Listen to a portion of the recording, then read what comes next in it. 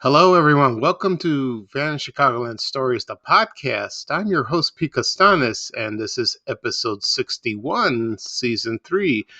Today's date is September 21st, 2021. We have an interesting show coming up. I'm glad you could join me. Right now, we're going to go into a little break, and I'm going to play the introduction of The Funny Company, that cartoon series that debuted in 1963, and it was shown frequently on Garfield, Goose, and Friends on WGN TV Channel 9. So here we go. We have a company that you can join for free, and kids in every neighborhood belong. It's the Funny Company, 'cause it's just for fun, you see. So come a-running when you hear our song. Come to order, says the president. And when the Funny Company meets, here's just what we present. Things to see, and things to do, stories, fun, toys, all sorts of things of interest, and fun for girls and boys.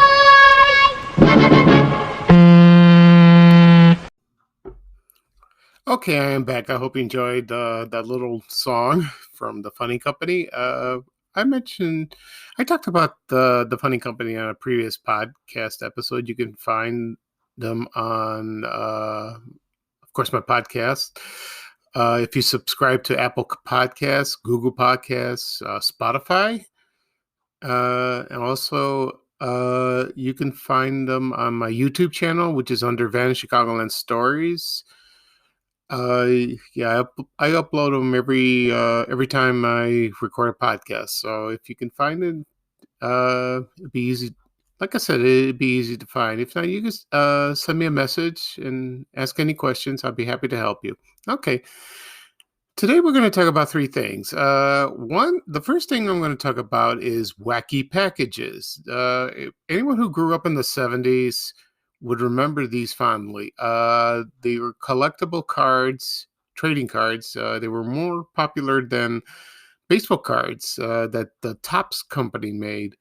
And I wrote a story about my memories of Wacky Packages, and it was published on my blog, VanishChicagoland.blog, on June 19th, 2019. If you go to my blog and go down to the bottom, and there's a search box, and type in Wacky Packages, you will see the story. I'm sorry, the story will come up, and then you can read it. I hope you enjoy it. So I'll talk about a little bit of history of Wacky Packages. They began in 1967, and there weren't that many. Those are very collectible, and they were there from 67, then 69, and then they returned in 1973, and then they were released widespread, and the popularity just took off. They had some wonderful cartoonists and comic artists that drew the cartoons on the cards. For example, there was Kim Deitch, George Evans, Drew Friedman, Bill Griffith, Jane Lynch, Norman Saunders, Art Spiegelman, Bob Stewart, and Tom Sutton. And they were spoofed by well-known brands you saw in your grocery stores. Famous, logos and brands that you went shopping with your mother or yourself. And funny things about the two of the cards were pulled from the production after when they were released in 67. One was Cracked Animals. I think it was the Animal Crackers, and Rat's Crackers, which was Ritz Crackers. And then they had Moron Salt, which was Morton Salt, and it was replaced by the Jolly Mean Giant, not the Jolly Green Giant. And so they had Good and Empty, based on the candy Good and Plenty, and then but there were two of them that were not released as cards. The one was Mixwell Hearst Coffee, which was Maxwell House Coffee, and Muleboro Cigarettes, which of course were Marlboro cigarettes. Okay. So I'm going to talk about a little bit about me collecting them or how I noticed it. When I was in grammar school, a Koreas elementary school, which was a Greek school, I learned Greek and of course English. It was a private school. I was on the school bus and I noticed a kid. He had stickers on his notebook binder and on his book, and it caught my eye. And my God, I had to get that. When I see something colorful or very intrigued by seeing this, I have to have it. So luckily, I asked the kid, "Where did you get them?" And I said, "I got them at the drugstore, and they're out." So you go to the counter, and they had them on display. And I said, "Okay." So the first time I saw them was on. I lived at Roseland at the time in the early '70s, and we lived on Michigan Avenue. And there was a Kresge's five a dime store right next to Gately's People Store. And I did see them. And I asked my mother, "Can I buy them?" And reluctantly, she did. She thought it was the ugliest thing she ever saw. Anything that's unusual to her, it's ugly. And okay, so she bought a couple packs, and I opened them up, and oh, they were so cool, And they came with a piece of bubble gum, which I love bubble gum. And the ones I remember were on the top of my head was Quaker Oats from Quaker Oats. There was Kodak, which was Kodak. So I'll read a few things. I have a checklist that's on the story on my blog, and there was I'll read some that you might remember. There was J-Lo Desert, which was Jello dessert. Gadzuka gum, which is Bazooka. 6-Up, which was 7-Up. Wheaties breakfast cereal, which is Wheaties. Crust toothpaste, which was Crust. Gravy Train, which was Gravy Train, the dog food. Mrs. Clean, which was Mr. Clean. Minute Lice, which was Minute Rice. So terrible. Skimpy peanut butter, Skippy, of course. Horrid deodorant, which was Arid deodorant. I don't know, I haven't seen Arid in a while. I don't know if it's still around. I have to go to visit a drugstore. There was Lip Torn Soup, which was Lipton. Fink beverage was a drink called Wink that came out in the late 60s and early 70s. It was Wink, so they call it Fink. And Cover Ghoul, which was Cover Girl. Vice Joy cigarettes was from the cigarettes, Viceroy. Hostage Cakes, which was Hostess Cakes. And Cook Aid, which was from Kool-Aid. And Tide detergent, which sounds the same. It's like a homonym, but it's spelled Tied, not Tide. And there was Mutt's Juice, which was Mott's apple juice, and Band-Aid strips, which was Band-Aid. Okay. So anyway, I started collecting them, during when I was growing up from the 70s, and I stopped about 1977. And I had about, there was about, I think, 16 series of them, I believe.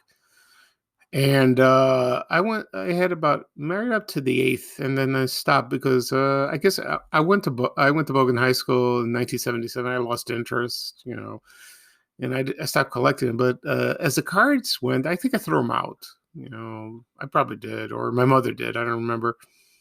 And they become very collectible. And then in 1985, they released a limited series, and also in 1991, and I didn't notice those, didn't pay attention. And then they returned in 2004 with a new set of cards. They're still releasing, but they're not as memorable as the first series. It's not as, like I said before, not as memorable. One day I was in San Diego attending the Comic Con convention, which they have every year. I was browsing and walking around, and I noticed there was a guy. He written a book about the Wacky Packages. When I saw that book, I immediately bought it. I couldn't help it, and it listed all the stickers, even from the ones that were not released from 1967, 1969, and it's a beautiful book. And they showed the posters. Also, when you collect the cards, they had a jigsaw puzzle in the back. So when you collect them, you put them together, and they come out as one of the Wacky Packages sticker. And before I mentioned this, because when the new series were released, they didn't include the bubblegum in. I don't know why. I guess I know it because it's bad for your teeth. And so I bought the book at Comic-Con, and I still have it. I still read it once in a while, and it's wonderful. So they've been from the original series from 1973 to 77. They've been reissued over the years, and but if you have the original ones, they're collectibles item. They're collectible items. Excuse me. So you would enjoy that. And so they released some posters. I never bought one, but they're very cool. It's fun. So they're releasing types of series, various series of those, like for Halloween, old school comics. There was a comic book series. They released that. I haven't seen it. I gotta check it out.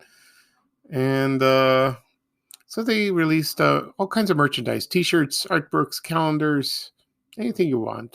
It's great. It's fun. It's so funny to look at that, and I'm sure a lot of people remember it. Okay. Next thing I want to talk about is this month in September, I'm celebrating Bozo Circus Month. The one last thing I haven't done is write a story on my blog about my memories of Bozo Circus. I will do that this week. Gather my thoughts and write it on my computer, and have it published on my blogs and share it on my social media accounts. So that would be coming up probably the end of the week or this weekend, time permitted, of course. Anyway, for Bozo Circus Month, I'm going to talk about Don Sandberg, who was well known as Sandy the Clown or Sandy the Tramp. And he started when Bozo Circus debuted on September 11th, 1961.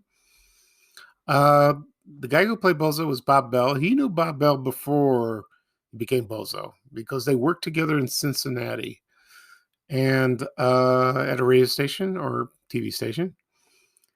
And he was a writer of the show as well. His character was mute. He did not speak on the show. He was like Charlie Chaplin or trying to think of other mute comedians. Excuse me. And then he wrote material for a show called Breakfast with Bugs Bunny, but Ray Rayner did not host it. It was Dick Coughlin, and then Ray Rayner took over the host later on. Oh, and another mute comedian he based on was Harpo Marx, which he's my favorite Marx Brothers. I love him. Second is Groucho, and because he never spoke, his character never spoke. Eventually, Don Sandberg became the producer, and he was somewhat responsible for the creation of the grand prize game. I don't know where he got the idea. Probably somewhere in a birthday party or some other show, and they tried it. I don't know if the grand prize game was in the first show. I mentioned on a previous podcast that Bozo the Clown was not featured because of some management decision. It's kind of bizarre. I discussed that in a previous podcast. But Bozo the Clown appeared in human form on the second episode. Anyway, then in 1965, they added Larry Harmon, who was the creator of Bozo, added Sandy, and Ray Rayner's to the Bozo Clown coloring books. And he also appeared in local McDonald ads as Ronald McDonald. Interesting. I wish I'd seen that. He left the show in 1969, Bozo Circus. But he came back periodically. He did during the 70s. And he left for L.A. And Then he got him, and then Fred Silverman, he was a famous programming executive, got him a job as the producer of the Banana Splits, which it featured Fleagle, Bingo, Drooper, and Snork. I'm just going by the song. And that show ran for 2 seasons. And, Banana Splits, I never saw it originally, but I saw the reruns and they were edited. So the show featured those guys doing all kinds of skits. It was like a parody of Rowan and Martin's Laughing. And they played music, just like in the Monkees. They did that. And beginning of the shows, they were filmed. They were in amusement parks. One amusement park, they were at Six Flags Great America in Arlington, Texas, and the second one was at the Coney Island Amusement Park in Cincinnati. So the Banana Splits, I remembered, it's famous for their shows and cartoons. There was Danger Island with Chaco. Oh, that's hilarious. That featured Jan Michael Vincent in his earlier roles. And like, for example, the cartoons, there was the Arabian Nights, the Three Musketeers, and they showed some Hanna-Barbera cartoons. I can't think of, I think it was Adamant, Squiddly Diddly. Those were premiered before in the 60s, but they added it to the syndication. And I used to watch this every day when I came home from school. I love that show. And the theme song, you can't get it out of your head. Anyway, so after the Banana Splits was canceled, he went to work for New Zoo Review. Now, that was a show that I remember was shown on Channel 32 in the mornings, 11:30. And give you a little history of that. That started from 72 to 77. It was in syndication, and the hosts were named Doug and Emmy Joe, and they were married in real life. Those were the live humans, and the puppets were and there was Freddie the Frog, Henrietta Hippo, and Charlie the Owl. And it was a fun show. And then they showed reruns during the 70s and 80s, and in syndication. And there is a clip of, it's uncensored, involves Freddie and Charlie L, and they were involved in a very dirty scene. I want to go into that, but it's been circling on the internet for years. That puts a whole new perspective of children's television. Oh, well. So so Don Sandberg worked as a producer there. And after that, I don't know what else he did. I guess he retired. And then, he worked at Marineland. Then he went to the Virgin Islands. He produced shows. And then sometimes he had Marshall Brodeen. He was there. He performed magic. And also Wizzo the Wizard from the Stone of Zanzibar. And then he returned to play Sandy the Tramp on Bozo's 25th anniversary show. That was in 1986. And sometimes he came back when Roy Brown, who played Cookie the Cook, went sick. And so he filled in for a few times. And then he did appear on the final Bozo episode on July 14th, 2001. So he was there, and that's good. I think Cookie the Clown Cookie the Clown died. He died a few months earlier. So, and his costume is at the Museum of Broadcast Communications in downtown Chicago. If you're in downtown and visit the museum, they're there. And then he retired and moved to Oregon, and then he died on October 16, 2018. He was 87, and he had Alzheimer's, which was very sad. So he was the last original cast member of Bozo that passed away, and they're all gone now. And it's sad. He was a very talented man, and he made kids laugh and made kids and parents feel good. Very great entertainment. Okay. Next thing I will talk about is something unusual. It's the Chicago American newspaper. I don't know much about it, but I remember when I was growing up, there were mentions about it. I've seen pictures. And it was an afternoon newspaper. And it ceased publication in 1974, but it was named. It had other names before. So the first edition came out on July 4th, 1900. And it was called Hearst Chicago American, which was based on the famous publisher William Randolph Hearst, who was famous, whose life is based on the famous 1941 movie Citizen Kane, which is one of the greatest movies of all time. When I was little, I thought it was boring, but when you get older, it's a fascinating film. It's wonderful. It was well made by Orson Welles, and he starred in it. So its famous line is "Rosebud." So check it out. You can get it on DVD or shown on TCM frequently. You can watch that. Anyway, and then after in 1918, it was controlled by gangsters. Oh boy! And one famous gangster was Bugs Moran. And then the newspaper joined in 1932, and then there was pressure from other lenders from the newspaper. They pressured William Randolph Hearst, and he consolidated the Chicago American with the Herald Examiner in 1939. And it became the Chicago Herald American until 1953, and then it became the Chicago American newspaper. And then it was bought by the Chicago Tribune, and then it was renamed again in 1959 as the Chicago American.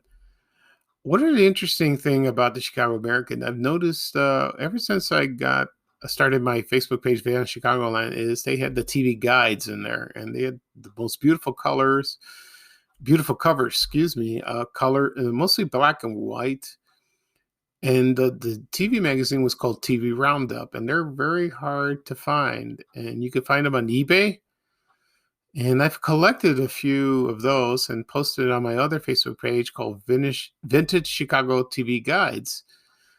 And I still see some new ones I haven't seen. I still keep them and then post them on my Facebook page, also Van Chicagoland. And like if someone passed away, I would do a tribute to them, and I would show they were featured on a cover. And that went on until in the afternoon until 1969, and then it converted into the Chicago Today newspaper, and that went on for a few years. And then the last issue was published September 13, 1974, and the Chicago Tribune got many of the writers and staff from that newspaper, and then it became a 24-hour operation. And it had a very interesting, this newspaper had a very interesting history. So it didn't have subscriptions, and they got their sales based on newspaper stands, or people were hawking the newspapers on corners in the Chicago Loop. And extra they were doing that.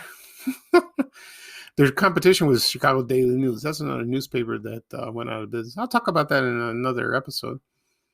And so it was an interesting newspaper that was published during all those years in Chicago.